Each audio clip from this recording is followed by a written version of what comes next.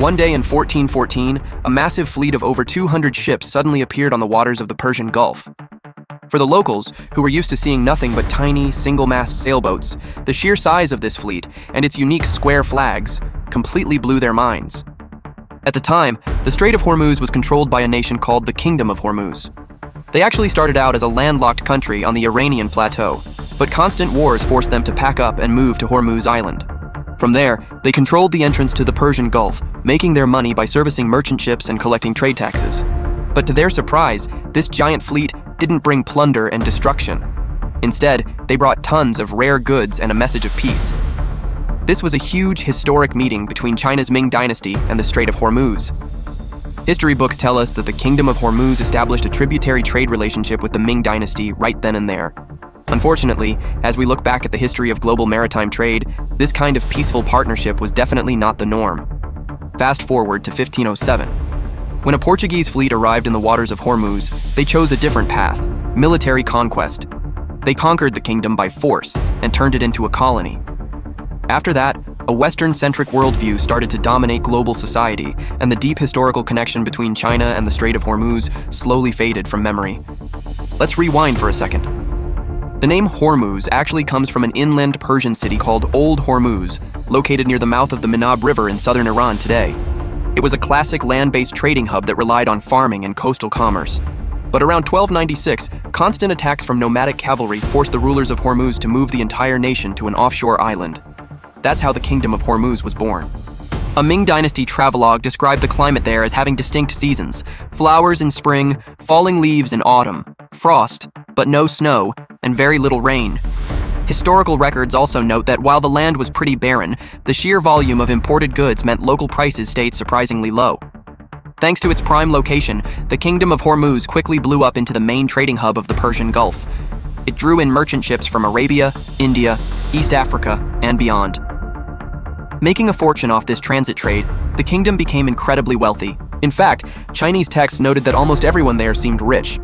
During the first 3 voyages of the famous Chinese explorer Zheng He, his fleet mostly stuck to Southeast Asia, Malacca, and the western coast of India. But during his 4th voyage, between 1413 and 1415, the fleet sailed past the Indian subcontinent and kept pushing west. That's when they crossed the Arabian Sea, entered the Persian Gulf for the first time, and arrived at Hormuz. Zheng He's fleet was massive, over 240 ocean-going ships and more than 27,000 sailors and soldiers. They were loaded with precious goods like silk, porcelain, tea, and ironware. The size and advanced gear of these treasure ships were unlike anything the Arabs and Persians had ever seen. Not knowing what this massive fleet wanted, the people of Hormuz were probably pretty nervous at first. But their first encounter was surprisingly peaceful. Zheng He read a royal decree offering trade and friendship, showing off all those incredible Chinese goods. The king of Hormuz realized that teaming up with such a rich and powerful nation would only help his own country thrive. When the Chinese fleet was getting ready to head home, the king sent official envoys along with them, carrying rare local specialties to China. Historical records show that these envoys arrived in the Ming capital and were treated to a grand royal banquet. They even brought exotic gifts like lions, leopards, and Arabian horses. When the envoys returned home, the Ming emperor officially recognized the king and queen of Hormuz. From then on, trade between Hormuz and the Ming dynasty totally took off. The history books record multiple tribute missions, showing that this wasn't just a one-off event. Hormuz had become a solid, regular stop on the Ming dynasty's maritime trade route.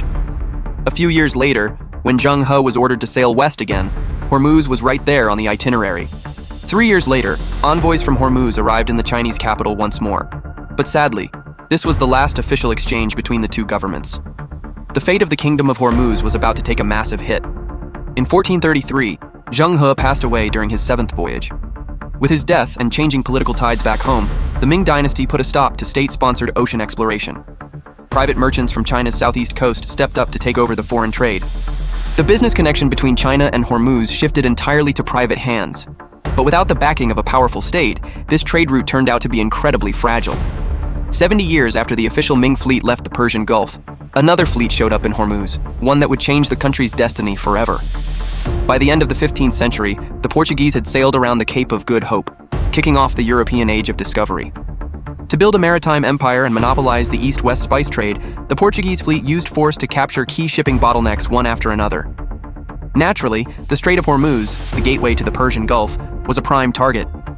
In 1507, Portuguese naval commander Afonso de Albuquerque arrived with his fleet and used military force to make the King of Hormuz surrender, forcing him to become a Portuguese vassal and pay an annual tribute. In 1515, Albuquerque came back, this time building a massive military fortress on the island to lock down the east-west maritime trade. From that point on, the Kingdom of Hormuz lost its independence. The Portuguese kept a tight grip on the shipping lanes, controlling Chinese goods entering the Persian Gulf for over a century.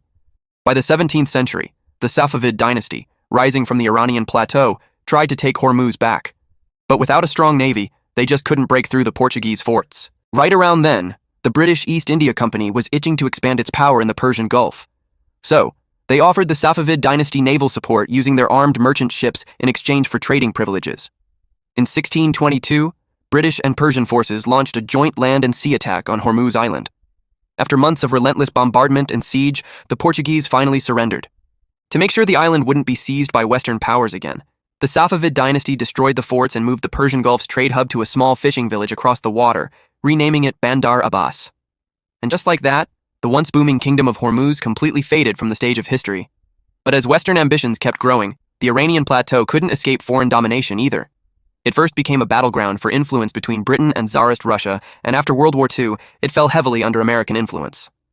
Looking at the big picture of history, you could argue that today's geopolitical tensions in the Middle East are just a continuation of those old ambitions to dominate the globe. Once the Ming Dynasty's fleet left the Persian Gulf, the Strait of Hormuz was set on a rocky path. And that misfortune didn't stop in the Gulf. Following the trail of wealth, Western powers used their ironclad ships and heavy cannons to force open the doors of the East.